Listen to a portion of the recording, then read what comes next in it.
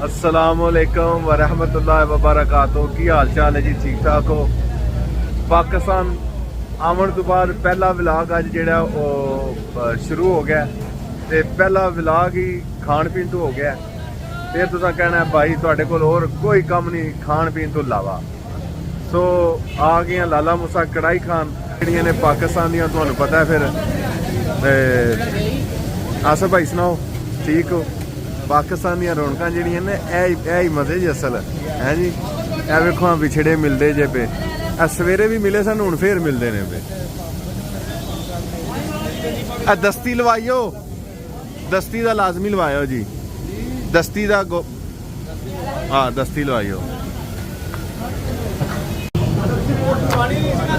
लो जी दस्ती दस्ती ते पुठ जिहड़ी है ना, ओहदा गोश्त जिहड़ा मतलब बकरे दे हिस्से दा जिहड़ा गोश्त है वो असी जनाब लवा रहे हैं। एनू दस्ती कहंदे ने ते ओनू पुठ कहंदे ने एनू, ठीक है जी। खाने दे नाल चस्का भी होना चाहिए। सलाद मैं तैयार कर लिया, नींबू शिंबू पा के, काली मिर्च नमक है जी। रायता मैनू यह नहीं पसंद है जीरे वाला, मैनू तुहानू पता है मिंट रायता जिहड़ा ना ज़्यादा पसंद है।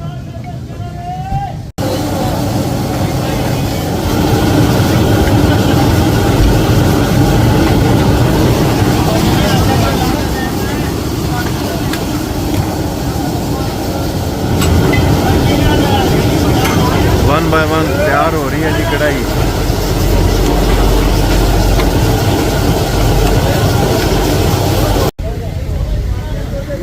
लो जी खाना तैयार हो गया, कढ़ाई आ गई है, तो धनिया शनिया चंगा जड़ा ना त्रौंक सड़िया उत्ते।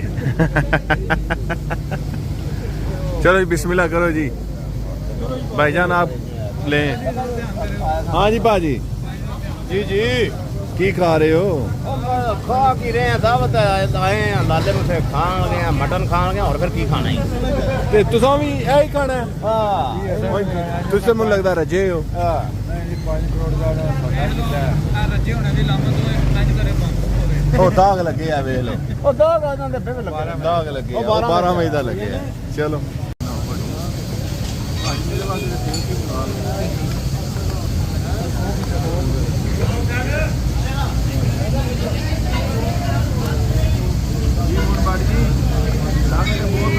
मजेदार है। आपने थोड़ा ना मसाला मसाला भी लइए ना, और पता मैं ऐसा खाना तो है को नहीं है। वेख लो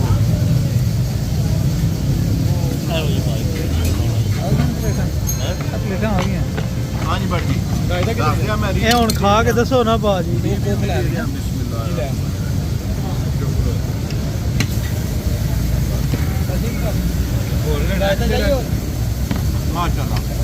सही है, थैंक यू जी। खाना बहुत डिलीशियस लजीज जायकेदार खाना सी।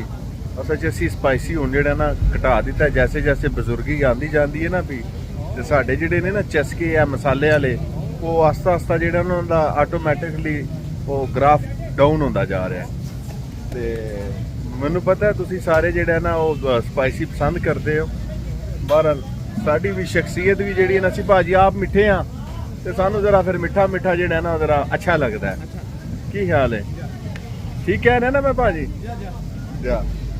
तो अज का मेरे ख्याल से व्लॉग है ना बड़ा काफ़ी दिन तो बाद मैं जिहड़ा वो शेयर कर रहा पाकिस्तान से आके पहला व्लॉग।